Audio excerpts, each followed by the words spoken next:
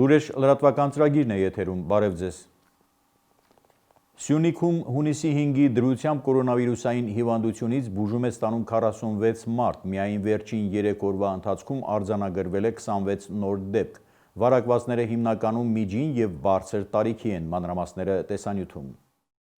Սյունիքի մարզում հունիսի 5-ի դրությամբ համավարակի ընդհանուր 106 հաստատված դեպք կա, որից 60-ը բուժված։ Փաստացի բուժման մեջ է 46 մարդ, այդ թվում 3-ը Կապանից, մեկական Գորիսից և Գորայքից, 11-ը Սիսյանից և 30-ը Մեղրուց։ 16 հիվանդ բուժում է ստանում Կապանի բժշկական կենտրոնում, մյուսները ասիմպտոմ են և բուժումը ստանում են իրենց բնակության վայրում մեկուսացման ռեժիմով։ Մեծամասամբ հայտնի է վարակման դեպքերը, դրանով մասնագետներն են զբաղվում, համաճարակաբանները հասկանում են դեպքերի վիճակագրությունը և վարակման պատճառները, տարբեր են կարող են փաստել և տարատեսակ միջոցառումների մասնակցելուց և մայրաքաղաքից կամ Հայաստանի Հանրապետության այլ վայրերից մեկնել վերադառնալով ու հիվանդությունը բերելով։ Մարզում կա 425 ինքնամեկուսացված, մարզպետարանի և քաղաքապետարանի համատեղ որոշմամբ դադարեցվել է քաղաքի կենտրոնի հանգստյան գոտու շատրվանի գործունեությունը, որպեսզի երեկոյան մարդկային կուտակումներ չլինեն։ Ճիշտ չի լինի մարզը տարանջատել Հայաստանի Հանրապետության մնացած մարզերից և կամ Երևան, քաղաքամայր Երևանից, իրականացվում են բոլոր այն միջոցառումները կանխարգելիչ, որ իրականացվում է Հայաստանի Հանրապետության ողջ տարածքում, եթե մենք փորձենք յուրաքանչյուր հանրային սննդի օբյեկտի, յուրաքանչյուր բանկի, յուրաքանչյուր մարդկանց կուտակման վայրում վերահսկողություն սահմանել, բնականաբար չենք կարողանա, որովհետև պարզապես ուժերը չեն հերիքի։ Կարծում եմ երկու ուղղությամբ և այդպես էլ իրականացվում են աշխատանքները և մարդկանց ինքնագիտակցության և ինքնապահպանության զգացումը և պետական ու համայնքային համապատասխան մարմինների հետևողական որոշ դեպքերում կարելի է նույնիսկ խիստ և կոշտ միջոցառումներ։ Այդ դեպքում, եթե այս երկու բաղադրիչները հավասար ու համաչափ աշխատեն, կարծում եմ մենք կհաջողենք։ Վարակվածները հիմնականում միջին և բարձր տարիքի են։ Կապանի բժշկական կենտրոնում բուժվողներից 7-ը թոքաբորբ ունի, մարզի մյուս բժշկական կենտրոններում առայժմ ամեն ինչ կարգին է։ Թեստավորման առումով խնդիր չունենք, պալատը տա Աստված չունենանք, այս պահին համենայն դեպս բավարար է։ Սյունիքում օրերս COVID-19-ի վարակի նոր դեպքերի վերաբերյալ ֆեյսբուքյան իր էջում Լուսավոր Հայաստան կուսակցության պատգամավոր Սրփուի Գրիգորյանը գրառել է, որ Մեղրիում 160 հոգի մի ծնունդ նշելու պատճառով ինքնամեկուսացել են։ Ըստ պատգամավորի, այժմ ինքը բժիշկների հետ կապի մեջ է, հնարավոր է Մեղրու ելումուտը արգելվի։ Ավելի ուշ համայնքապետ Մխիթար Զաքարյանը արձագանքեց, որ պատգամավորը թվերը չափազանցրել է։ Նույնիսկ չգիտեմ, այդ պատգամավորը Մեղրիի տեղը գիտի արդյոք, որ այդպիսի հայտարարություն է անում։ Ճիշտ է, պատգամավորը այդ իրենց հանձնաժողովն է, իրենց իրավասությունն է, բայց մի քիչ չափազանցված է։ Մեղրիում վիճակը կրիտիկական չէ, թվերը 3 անգամ չափազանցված են։ Այդ միջոցառման կազմակերպիչների օբյեկտի տիրոջ նկատմամբ պատժամիջոցներ են կիրառվել։ Թերությունը կա, ընդունում ենք։ Պատկան մարմինների ուսումնասիրությունները ցույց են տալիս, որ մեզանում շատերը մատների արանքով են նայում համավարակի վտանգին։ Դեռևս մարդաշատ ուրախություններ և տարբեր ծեսեր են կազմակերպում, անտեսելով անվտանգության կանոնները։ Տանը մեկուսացված ասիմպտոմ հիվանդները նույնպես կարող են վարակի նոր աղբյուր դառնալ և գերբեռնվածության հասցնել հիվանդանոցները։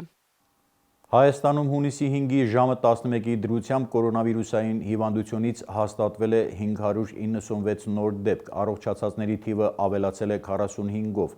մահվան դեպքերի թիվը 7-ն է, առողջապահության նախարարությունը հայտնում է, որ նրանք բոլորն էլ ունեցել են ուղեկցող քրոնիկական հիվանդություններ։ Թվերը շարունակում են հիշեցնել դիմակ կրելու անհրաժեշտության մասին։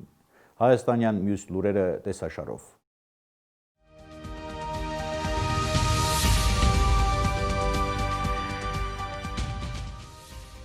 Հիմա բարեփոխումների համար ամենալավ շրջանն է, որովհետև մենք այլևս կորցնելու որևէ բան չունենք, վարչապետ։ Հայաստանը 1 միլիոն բնակչությանը բաժին ընկնող կորոնավիրուսով վարակման դեպքերի թվով աշխարհում արդեն 22-րդ տեղում է։ Հակաճգնաժամային ծրագրերի վրա 280 միլիոն դոլար չի ծախսվել, բայց մենք հիմա այդ փողը արժույթի միջազգային հիմնադրամից վերցնում ենք, Մարուքյան։ Վարչապետի հետ մասնագիտական դաշտում խնդիր չի եղել, պետական եկամուտների կոմիտեից պարզաբանում են Անանյանի հրաժարականը։ Գավառում տեղի ունեցած միջադեպերի գործով որպես մեղադրյալ ներգրավված է 30 անձ, որոնցից մեկը սպանության համար քննչական կոմիտե։ Հանրաքվեի մասին օրենքի փոփոխությունների նախագիծը ական է Հայաստանի ժողովրդավարության ճանապարհին, ժառանգություն։ Վարչապետը պահանջել է ոստիկանությունից կոշտ գտնվել իրենց պահանջը արհամարհող քաղաքացիների նկատմամբ, խոսնակ։ Դիմակ կրել է պարտադիր պահանջ է, սակայն ոստիկանների գործողությունները պետք է լինեն համաչափ, մարդու իրավունքների պաշտպան։ Ոստիկանության մոտ 100 ծառայող վարակվել է կորոնավիրուսով, ոստիկանապետ։ Ադրբեջանի իշխանությունը սպառնալիք է տարածաշրջանային խաղաղության և անվտանգության համար, արտաքին գործերի նախարարություն։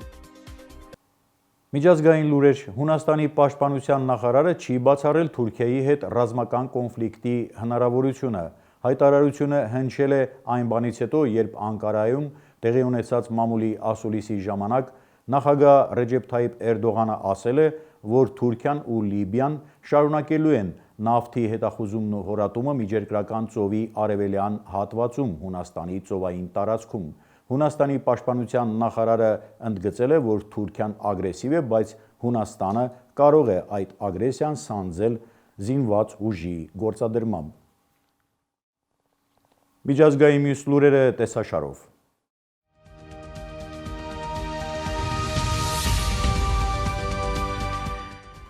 Վրաստանում վերջին 24 ժամվա ընթացքում կորոնավիրուսով վարակման ընդամենը 4 նոր դեպք է գրանցվել։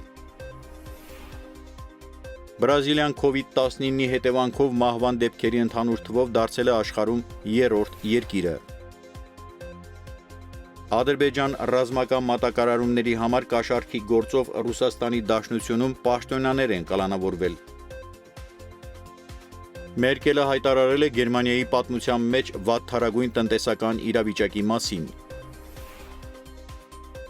Սենատում ներկայացրել են Հյուսիսային հոսք 2 ծրագրի նոր պատժամիջոցների օրինագիծ։ Մարզական լուրեր, Հայաստանի հավաքականի նորանշանակ գլխավոր մարզիչ Խոակին Կապարոսը վերադարձել է Երևան։ Հայաստան են վերադարձել նաև Հայաստանի ֆուտբոլի ֆեդերացիայի տեխնիկական տնօրեն Խինես Մելենդեսն ու երիտասարդական հավաքականի գլխավոր մարզիչ Անտոնիո Ֆլորեսը։ Երևան ժամանելուց հետո իսպանացի մասնագետները ինքնամեկուսացվել են։ Մարզական մյուս լուրերը տեսաշարով։